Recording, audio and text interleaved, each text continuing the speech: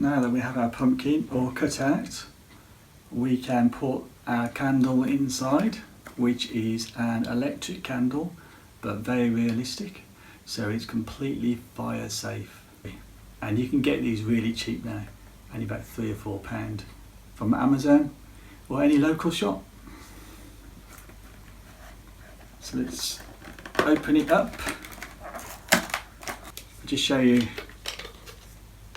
uses 3 AA batteries.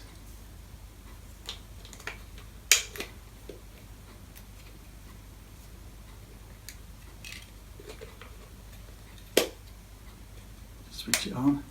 So it gives the effect of a flame. So we just put that inside our pumpkin.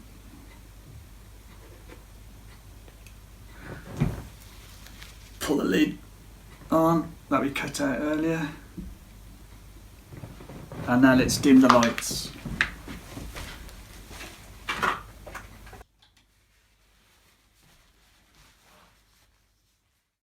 Have a go yourself, it is great fun to make. This is a one-off video for my channel, but I couldn't resist it as it's Halloween.